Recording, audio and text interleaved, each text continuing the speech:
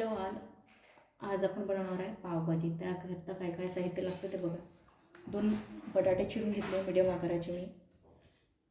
फुलगोबी चिरून घेतलेली आहे 100 ग्राम पत्तागोबी, टमाटे 2 मध्यम आकाराचे, 1 शिमला मिर्च, 1 कांदा चिरून घेतलेला आहे, 2 मिरच्या, कोथिंबीर आणि यात मी आलं आणि लसूणचा पेस्ट आहे थोडा, आणि पावभाजी मसाला. आणि त्यासाठी हळद, धनेपूड, तिखट हे आपल्याला लागणार आहे, आणि थोडंसं गरम मसाला आणि तेल आणि बटर. हे झालं साहित्य. आता सगळ्यात पहिले आपण प्रेशर कुकर घेऊया आणि त्याच्यामध्ये सगळे ह्या व्हेजिटेबल्स टाकूया. पीज पण ऑप्शनल आहे, तुम्ही पीज टाकू शकता. तुम्हाला जर पाहिजे असेल तर बीट पण घालू शकता तुम्ही. बीटनी छान कलर येतो. मी बीट घालत नाही आहे. आता मी घालते यामध्ये पत्तागोबी, फुलगोबी, बटाटे, टमाटर आणि शिमला मिर्च, आणि ह्या मिरच्या पण घालणार आहे यामध्ये. यात थोडं पाणी घालून मी बॉईल होऊ देणार आहे. कुकरच्या 5 शिट्ट्या झालेल्या आहे. मी प्रेशर कुकर उघडला आहे, ते गार झालेलं. त्याला मी चांगल्याने मॅश करून घेतलं एकची. आणि तुम्हाला जर वाटत असेल तर तुम्ही मिक्सरमध्ये पण फिरवू शकता. गॅस केला ऑन. यात टाकणार आहे मी तेल. पॅन ठेवलं मी गॅसवर.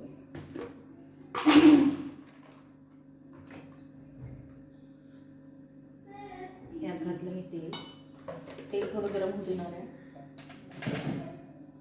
तेल तापलेलं आहे. त्यात मी घालणार आहे थोडंसं जिरं, मोहरी. आता घालणार आहे मी कांदा.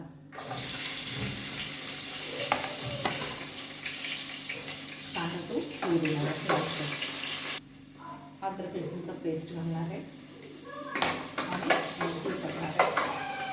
हळद, लाल मिर्च पावडर, धनेपूड आणि गरम मसाला. यात घातलं आहे मी भाज्या सगळ्या ज्या हे केल्या होत्या, मॅश केल्या होत्या. आणि याला मी चांगली उकळी येऊन देणार आहे. आणि त्यामध्ये घालणार आहे पावभाजी मसाला.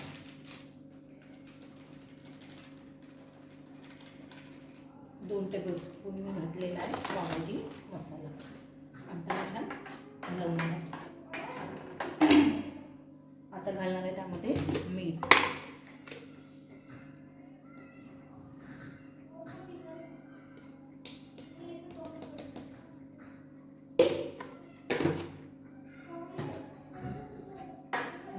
छान मिक्स करून देणार आहे आणि यावर ठेवणार आहे झाकण.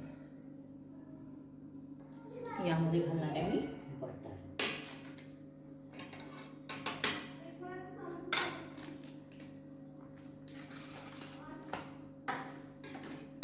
आणि याला 4-5 मिनिटं याच्यासोबत करणार आहे मी पाव. करून देते मी पाव. त्यासाठी तवा ठेवला आहे मी गरम व्हायला. शेकून घेणार तुम्ही.